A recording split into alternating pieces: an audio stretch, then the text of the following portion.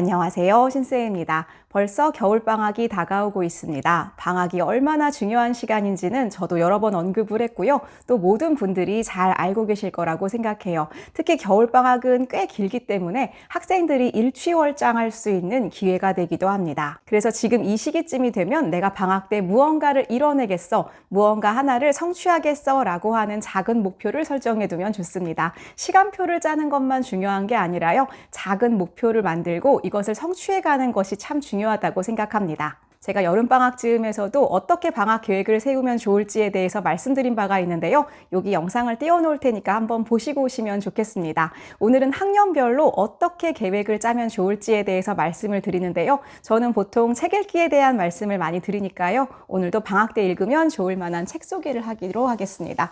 오늘 이 책들 뿐만 아니라 다음 주에 한 번 더 방학 때 읽으면 좋을 책에 대한 말씀을 또 드리도록 할게요.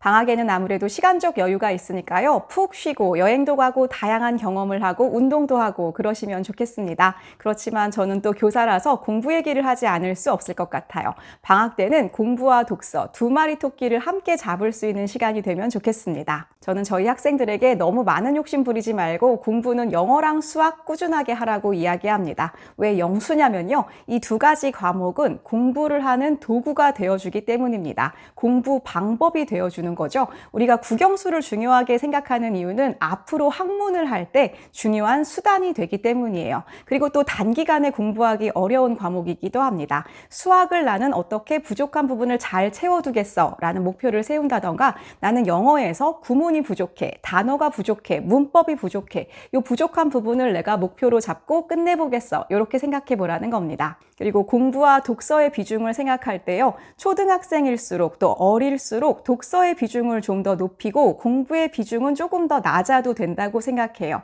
하지만 학년이 올라갈수록 비중이 점점점 역전이 될 겁니다. 중학교 2학년, 3학년 된 학생들이라면 독서보다 당연히 공부의 비중을 많이 둘 수밖에 없을 거예요. 또 그게 당연하다고 생각합니다. 특히 학생이 어릴수록요. 초등학교 중학년 그리고 고학년까지는 다다익선 전략으로 가시면 좋겠습니다. 많이 읽으면 많이 읽을수록 좋다. 이렇게 생각해 보면 좋을 것 같아요. 제가 중요하게 생각하는 원칙이 있는데요. 양질전화입니다.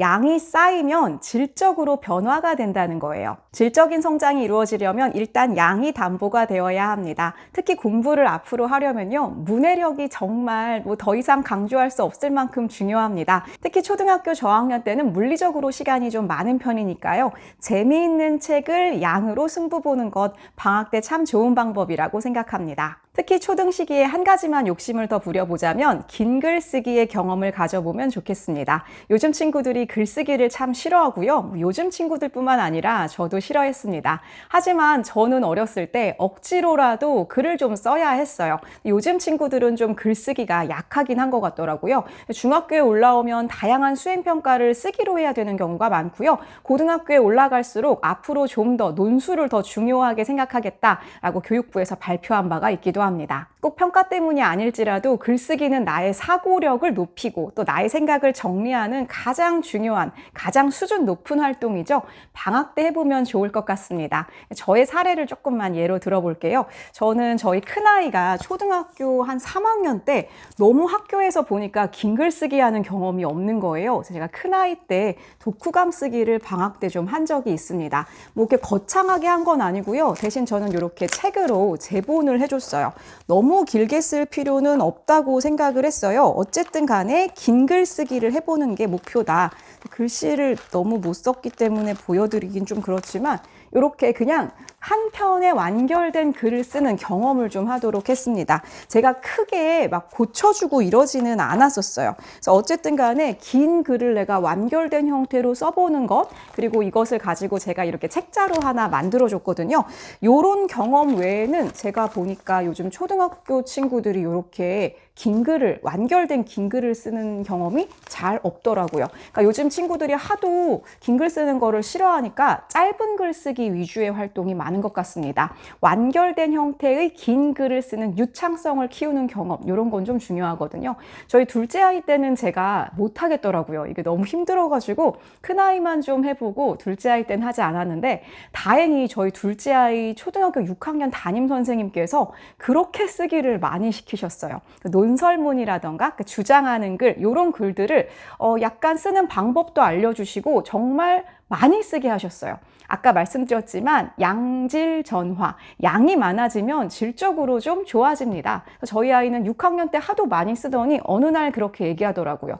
엄마, 나 선생님 덕분에 이제 글 쓰는 거는 별로 어렵지 않은 것 같아요. 제가 저희 둘째 아이 초등학교 담임 선생님께 얼마나 감사한지 모릅니다. 그런데 완결된 긴 글쓰기를 아이들이 참 싫어하거든요. 그래서 무리하지 않는 내에서 좀 성취감을 맛볼 정도로만, 또 너무 이거에 강요하게 되면 책 자체를 싫어하게 됩니다. 저는 독후감 쓰기를 했는데 일주일에 한 편 정도 이렇게 써봤던 것 같아요. 그냥 참고로만 들어주시면 되겠습니다. 현재 초등학교 고학년에서 중학교 1학년 학생이라면 여전히 양으로 승부 보시는 것을 권합니다. 다양한 청소년 소설을 읽어보면 좋을 것 같아요. 정말 재미있는 다양한 소설들이 많으니까요. 이러한 책들을 읽으면서 내가 책에서 재미를 느끼고, 또 책을 읽으면서 이게 무슨 말인지 이해가 잘 되고 다양한 어휘를 익히고 있으면 충분히 좋은 시기라고 생각합니다. 제가 관련한 책들은 좀 이따 소개해드리도록 할게요.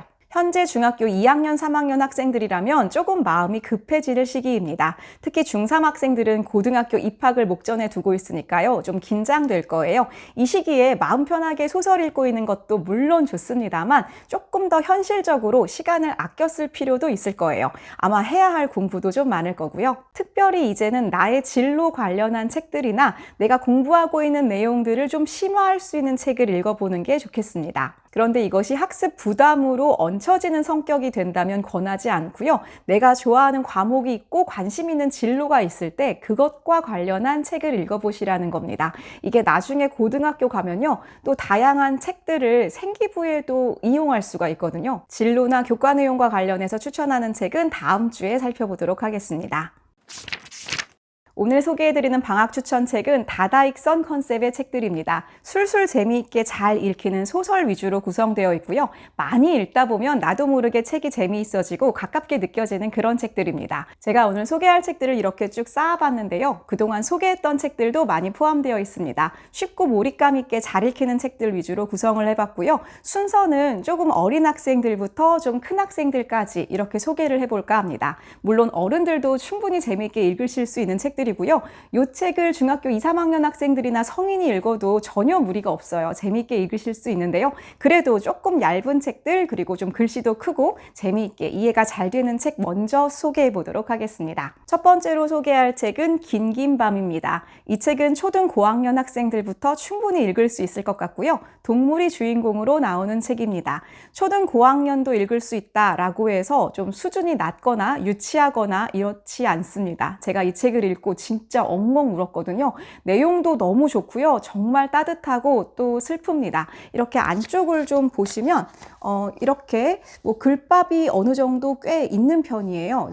초등학교 고학년 학생, 중학교 학생, 성인들 누구나 재미있게 읽을 수 있는 책입니다. 이 책은 좀 먼저 청소년 소설로 넘어가는 시기에 읽으면 좋을 만한 책이고요. 재미도 있습니다. 두 번째 책은 전에 소개한 바가 있는 책입니다. 5번 레인입니다. 이 책은 수영하는 친구들에 대한 이야기인데요. 주인공이 초등학교 학생들입니다. 그런데 내용이 참 우리 청소년들하고 잘 연결될 수 있는 그런 내용이고요. 너무 감동적이기도 하고 이 책에 나오는 주인공들이 참 멋있습니다. 공부를 하던 운동을 하던 누구나 마음속에 부담을 가지고 있죠. 특히 또 경쟁하는 사회 속에서 우리 청소년들이 가지고 있는 여러 가지 무게의 짐들이 있습니다. 이런 것들을 좀 더 가볍게 그리고 감동적으로 풀어낸 책입니다. 잘 읽히고 또 재미있습니다. 이렇게 글밥도 적당해요. 초등 고학년 학생들부터 중학생들도 되게 재미있게 읽을 수 있습니다. 이게 좀 주인공이 초등학교 고학년 학생들이긴 한데 내용이 좀 설레기도 하거든요. 그래서 초등 고학년부터 읽을 만한 책으로 소개를 해드립니다. 다음 책은 저번에도 소개한 바가 있는 수학 특성화 중학교입니다. 이 책은 약간 만화 같은 그 표지가 느껴져가지고 학생들이 좀 더 쉽게 받아들이는 것 같고요. 요게 수학 특성화 중학교인데 과학 특성화 중학교도 있거든요. 수학과 과학 내용이 함께 이렇게 콜라보되어 있는 내용입니다. 아이들이 되게 재밌게 읽을 수 있는 책이고요. 초등 고학년 학생들 정도면 읽을 수 있는 그런 글밥이에요. 중학교 학생들도 당연히 재미있게 읽을 수 있는 책입니다. 다음 책은 요거 제가 되게 강추했던 책인데 레몬첼로 도서관 탈출 게임입니다. 역시 초등 고학년 학생들도 읽을 수 있어요. 그런데 이게 좀 두께가 꽤 두껍거든요. 그런데 이렇게 안쪽에 보시면 자간 행간이 꽤 길어서 좀 술술 잘 읽히고요. 추리하는 형식으로 되어 있어서 학생들이 재미있게 읽습니다. 초등 고학년 학생들이 읽기에 내가 이렇게 두꺼운 책을 이렇게 술술 재미있게 읽었네 라는 생각이 들 수 있게 하는 그런 책입니다.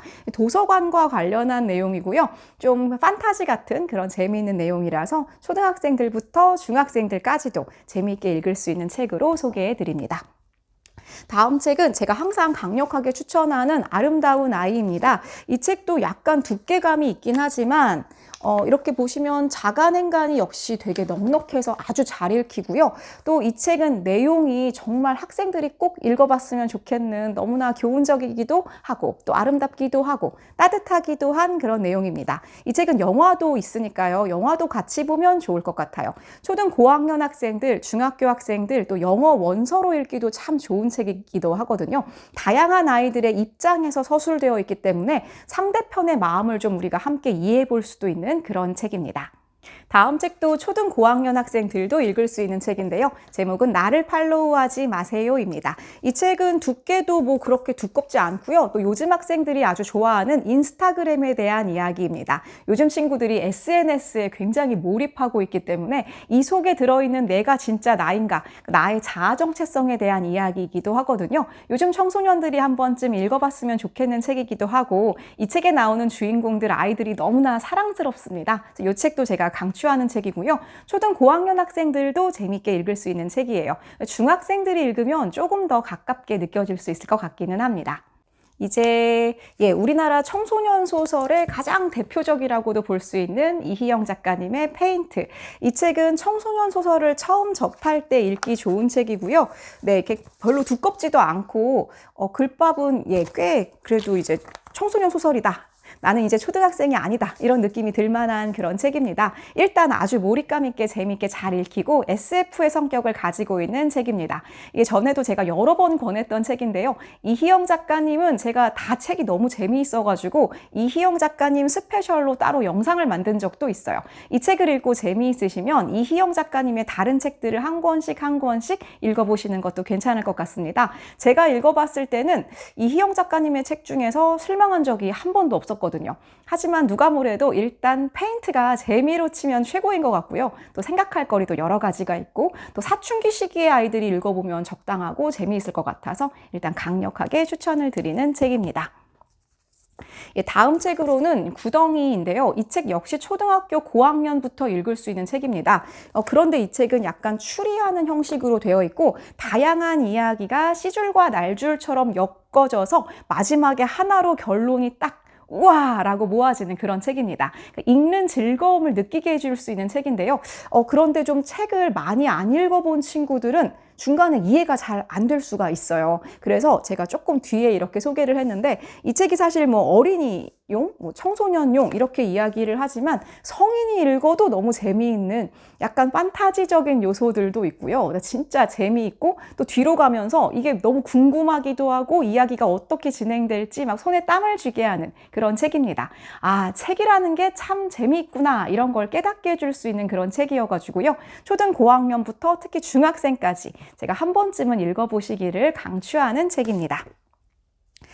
다음 책은요. 이 책은 중학교 입학하기 직전이라던가 중학교 한 1학년 정도라던가 그때쯤 읽어보면 좋을 만한 책입니다. 체리새우 비밀글입니다.입니다.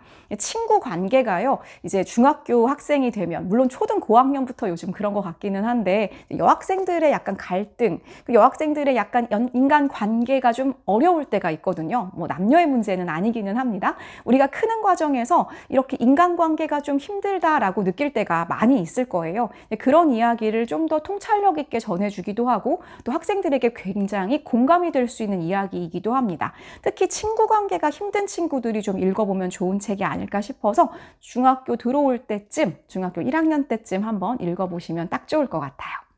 역시 비슷한 맥락으로 추천드리는 책인데요. 제목은 독고소맥의 반화면입니다. 이 책은 판타지적인 요소가 강해요. 그래서 학생들이 되게 좋아하는 책이고요. 이 독고솜이라는 아이가 좀 미스테리한 인물입니다. 그리고 역시 여기도 이 친구 관계의 어려움들이 좀 담겨 있어요. 그래서 내가 이러한 관계 속에서 어떻게 처신을 할 것인가. 처신이라는 말이 좀 적절하지 않을 수도 있을 것 같아요. 진정한 나 자신을 찾기 위해서는 내가 친구들 간에서 어떤 관계를 가지면 좋을까, 이런 여러 가지 생각을 좀 할 수 있는 책이고요. 일단 내용이 되게 흥미진진하고 아주 잘 읽힙니다. 중학교 들어왔을 때, 이제 중학교 들어와서 교복을 입었을 때, 1학년 학생들 요럴 때, 또 중학교 가기 직전에 이렇게 읽어보면 재미있을 만한 그런 책입니다.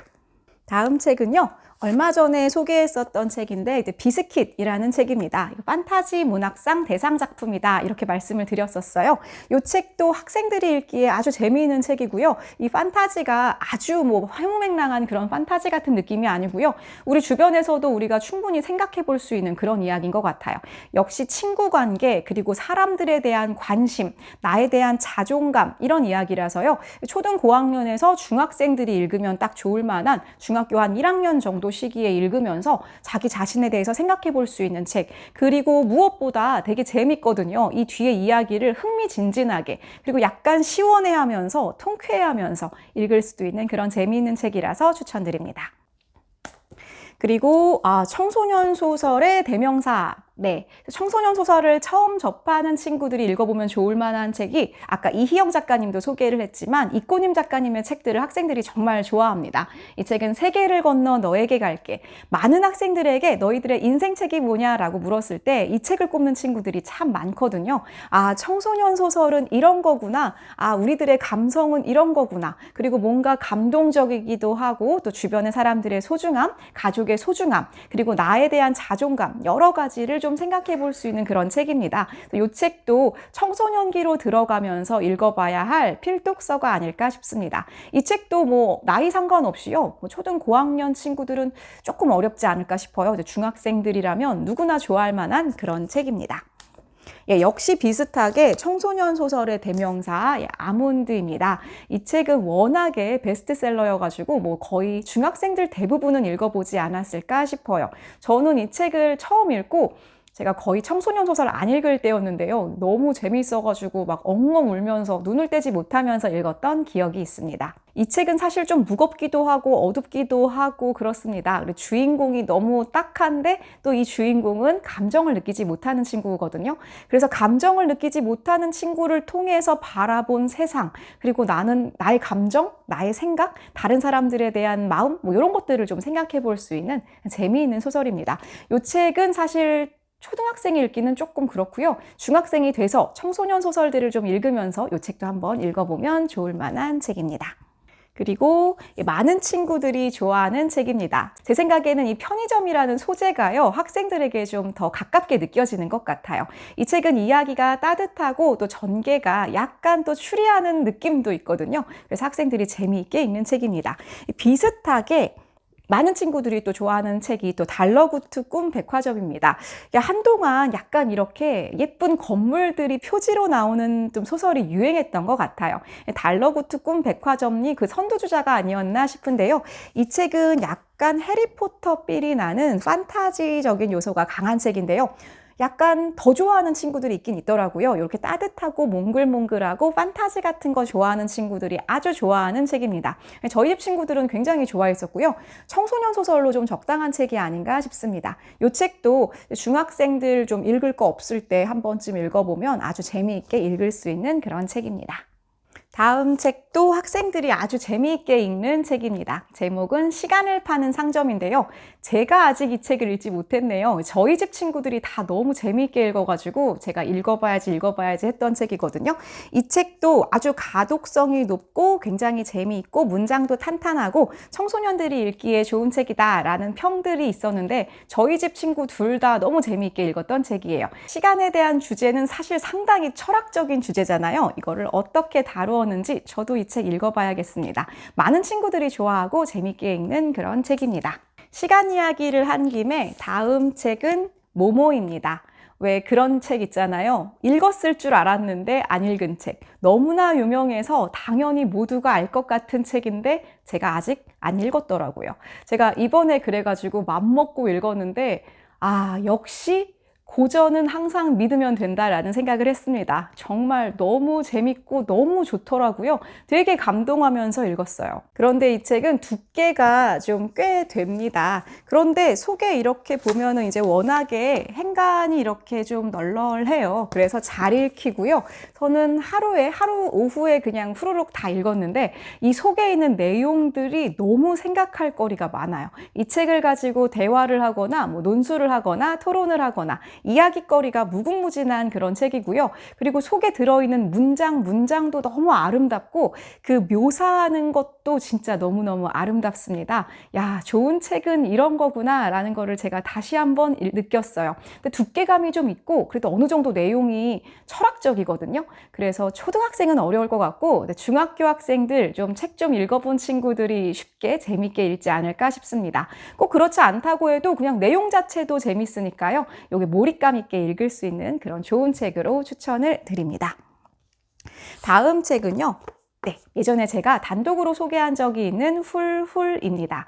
이제 초등학교를 지나서 중학교를 한참 다녀가지고 생각보다 힘들구나 라는 생각을 이제 하게 돼요. 학생들이 점점 세상이 만만하지 않구나. 청소년 소설도 약간 이제 후반기 책에 제가 소개하는 것들을 보면 만만하지 않다, 힘들다 이런 책들이 사실 많아요. 좀 어떻게 보면 의외로 청소년 소설들이 조금 어둡고 이런 책들이 좀 있는데요. 훌훌은 이렇게 힘든 무게를 훌훌 털어버리고 싶은 마음이 들어가 있습니다.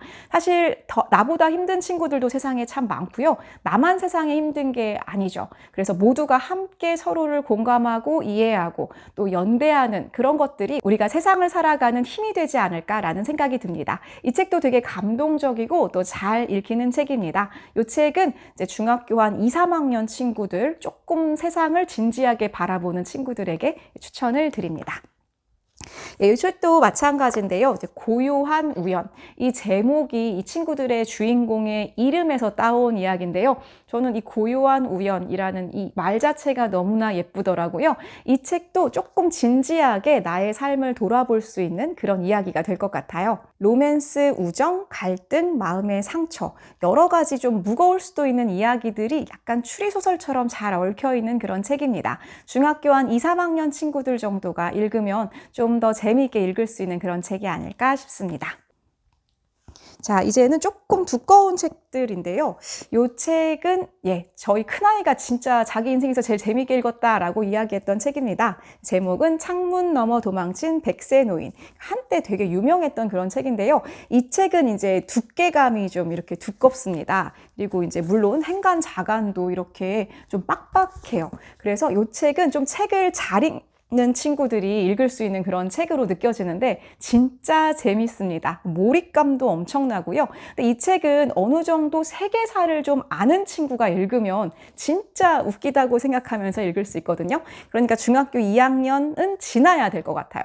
중학교 한 3학년에서 3학년 이상의 학생들, 책을 좀 읽을 줄 아는 친구들, 세계사에 대한 어느 정도 지식이 있는 친구들이 읽으면 완전 몰입감 있게 재밌게 낄낄대면서 읽을 수 있는 책입니다. 그래서 훌훌 막 읽을 수 있는 그런 책으로 조금 수준 높은 책으로 추천을 드립니다. 역시 이제 조금 큰 학생들이 읽을 수 있는 그런 책인데요. 이건 사실 워낙에 유명한 책이라서 히가시노 게이고의 나미야 잡화점의 기적. 사실 한참 전에 오래전부터 베스트셀러였던 그런 책인데요. 이 책은 좀 역시 굉장히 두껍죠. 근데 추리소설의 또 판타지의 그런 성격을 가지고 있어요. 그래서 읽고 있으면 뒤로 가면서 도대체 이게 무슨 이야기인지 막 너무 궁금해하면서 쫙 빠져들면서 뒤에 가서 와 이렇게 읽을 수 있는, 그러니까 책 읽는 즐거움과 몰입감을 느낄 수 있게 해주는 그런 책입니다. 그런데 이제 내용이 조금 아주 쉽지는 않고 내용도 좀 두께감이 있기 때문에 조금 책을 읽을 수 있는 중학교, 좀 고학년 학생들 이런 친구들이 읽으면 책 읽는 즐거움을 다시 한번 좀 느낄 수 있을 것 같아요. 공부에만 좀 빠져있다던가, 빠져있는 친구는 별로 없겠지만 너무 공부에 좀 지쳐있는 친구들이 이런 책을 같이 읽으면 좀 스트레스도 풀리고 책으로 좀 이렇게 쉴 수도 있구나 이런 생각을 할 수 있지 않을까 싶습니다. 오늘 이렇게 해서 연령별 추천 책까지 쭉 한번 살펴봤습니다. 일단은 다다익선, 재미있게 많이 읽을 수 있는 책들을 좀 소개해봤고요. 양질 전화에서 양에 대한 책을 좀 소개해봤습니다. 다음 주에는 방학 때 읽으면 좋을 만한 좀 교과나 어떤 지식, 그리고 나의 진로 이런 것들과 관련 있는 책들을 좀 소개해보도록 하겠습니다. 그럼 저는 다음 주에 두 번째 방학 특집으로 다시 찾아오도록 하겠습니다. 감사합니다.